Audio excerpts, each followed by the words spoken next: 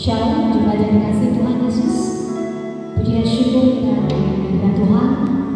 Jika saat ini kita masih diberikan kesempatan untuk kembali datang kepada Tuhan, muliakan Tuhan melalui ibadah kita pada saat ini.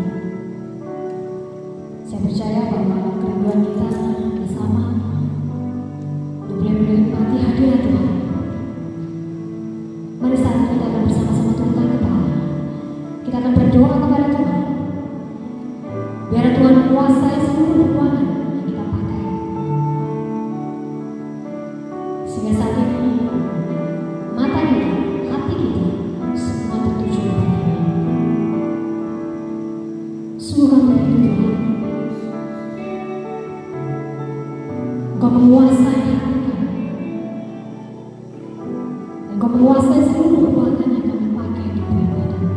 Kami percaya Tuhan. Sungguh-sungguh kerinduan kami saat ini untuk menyembah. Kami rindu Tuhan, Engkau membawa kami mendekat di dalam hati. Kami merindukan suara-Mu Tuhan. Kami percaya Tuhan, Engkau memenuhi hati kami dengan kuasa Roh Kudus-Mu saat kami diam di hadirat.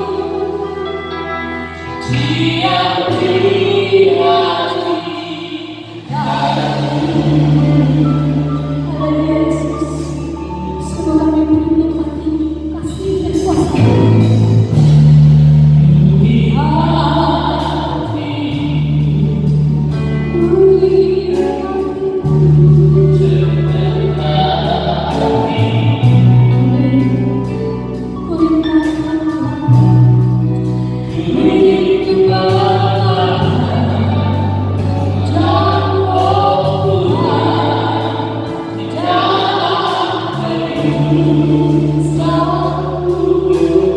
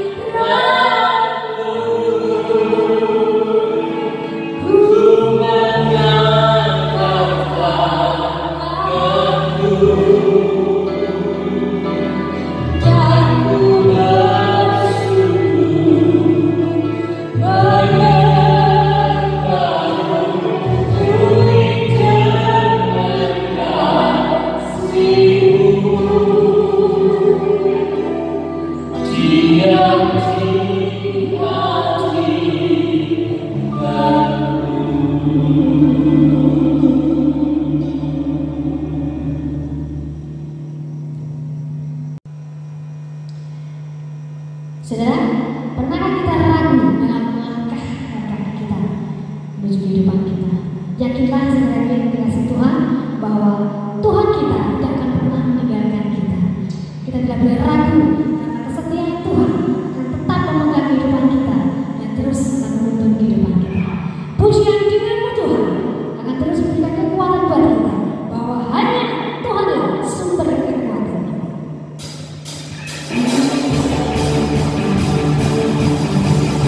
Haleluya. Kami tidak pernah meragukan kesetiaan Tuhan. Kami yang memegang kepada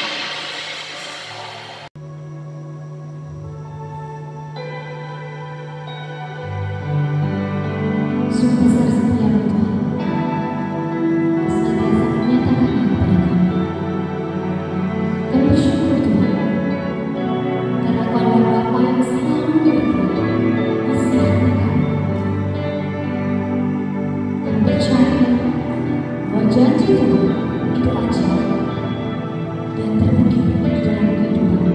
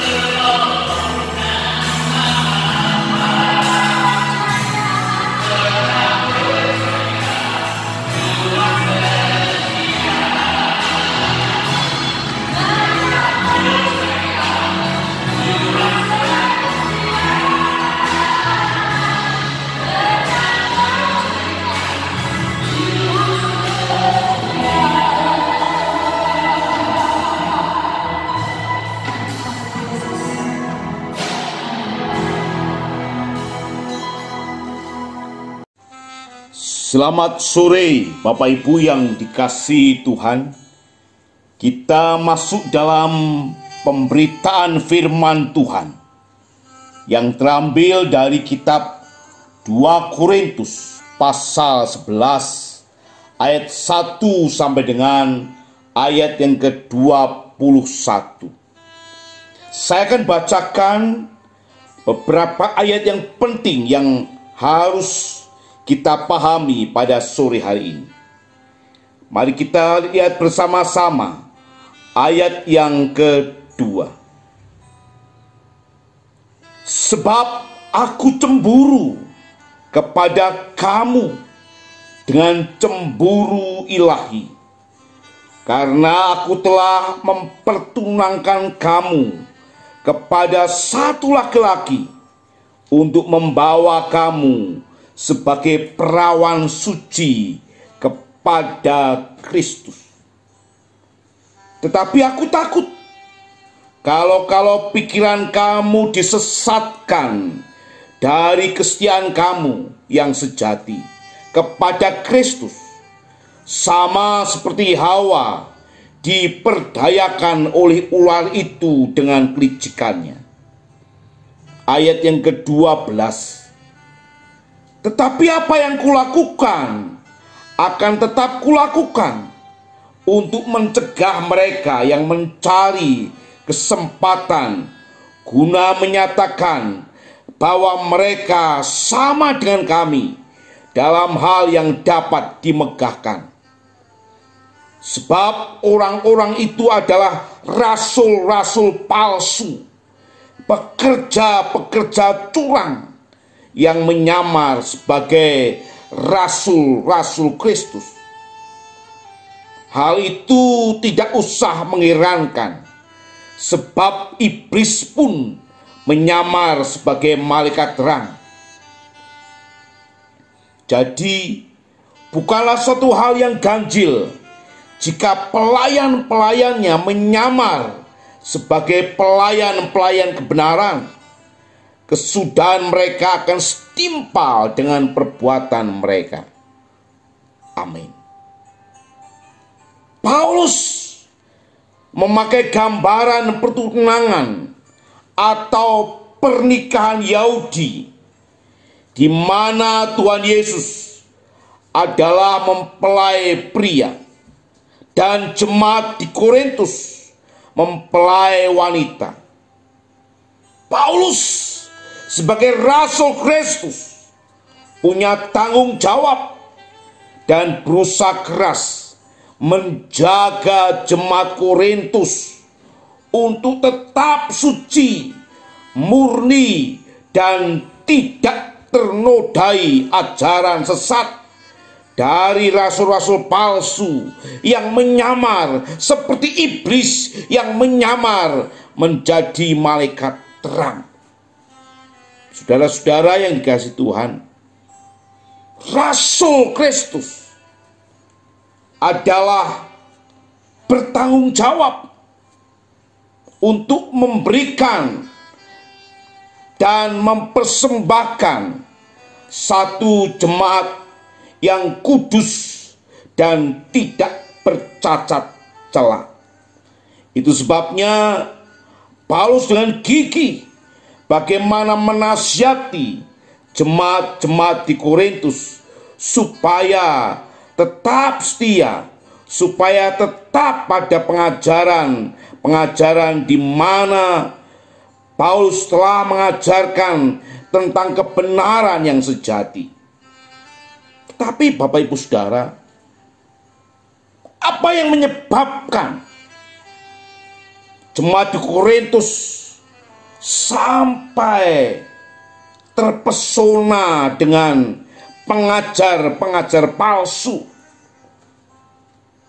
Satu hal yang menyebabkan jemaat Korintus lebih suka pengajar lain daripada Paulus adalah keputusan Paulus untuk tidak mau bergantung secara finansial kepada mereka. Ia bekerja untuk memenuhi kebutuhannya selama melayani di Korintus. Tapi masalahnya, ia mau menerima bantuan dari jemaat di Filipi. Alasan Paulus karena tidak senang melayani jemaat Filipi agar ia bebas memberitakan Injil tanpa terikat oleh pemberian jemaat yang dilayaninya. Dengan demikian, ia dapat dengan leluasa menegur, mengasihi, dan menguatkan mereka. Saudara-saudara, kadang-kadang pikiran manusia berbeda dengan maksud Allah. Artinya apa? Artinya pikiran manusia kadang-kadang ada yang senang diminta, ada yang senang tidak diminta, ada yang suka direpotkan, ada yang tidak suka direpotkan. Dan Paulus sendiri paham betul dengan jemaat di Korintus, di mana dia tidak mau diberi sesuatu. Kenapa? Dia takut kalau pengajarannya menjadi kerdil, kalau pengajarannya justru dianggap sepi. Karena apa? Karena jemaat di Korintus telah merasa memberi kepada Paulus. Itu sebabnya Paulus tidak mau menerima imbalan atau tanda kasih dari jemaat di Korintus, tetapi dengan jemaat di Filipi, karena tidak ada hubungan langsung, maka Paulus mau menerimanya.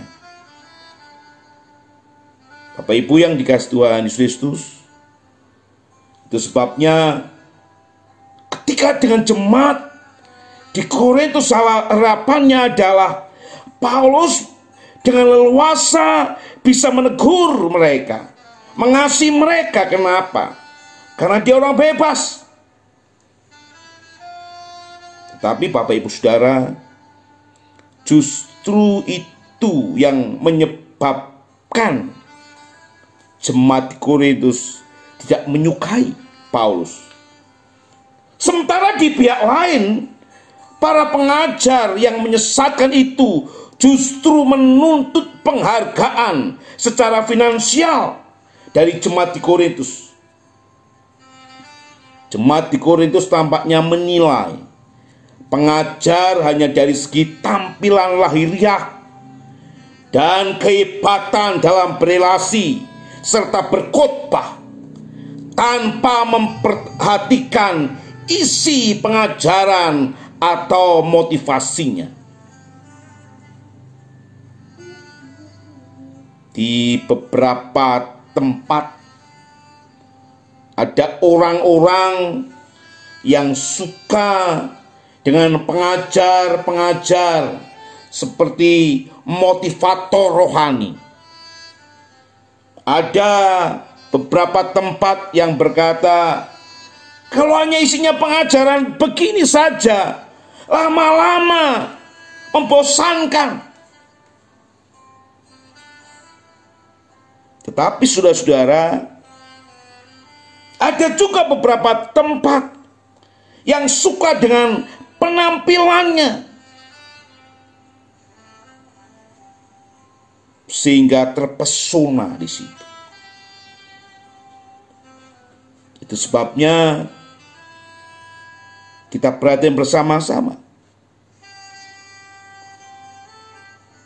Paulus begitu kerasnya, sehingga Paulus berharap agar jemaat menyadari tipu daya mereka yang telah begitu memikat, sampai mereka mau diperhamba, dihisap, dikuasai, diperlakukan secara angkuh, dan bahkan ditampar oleh rasul-rasul palsu tersebut.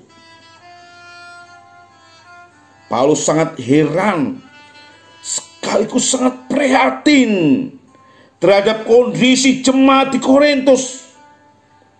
Karena itu Paulus menyindir dengan menyebut mereka sebagai orang-orang yang begitu bijaksana. Padahal maksud Paulus, mereka sesungguhnya adalah orang-orang yang begitu bodoh. Karena hanya melihat dari segi tampilan, tetapi tidak melihat isi dari pengajaran.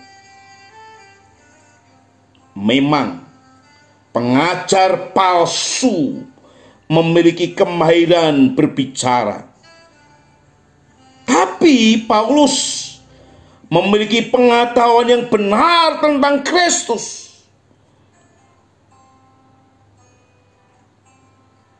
Jemaat di Korintus lebih mementingkan tampilan dan kepiawaian dalam berkhotbah, tapi mengabaikan ajaran firman Tuhan, sehingga jatuh. Bagaimana dengan zaman sekarang ini? Banyak orang yang lebih kagum dan tunduk pada mereka yang secara penampilan glamor, secara penampilan orang berkata wow, tapi ajaran Alkitabnya jauh menyimpang.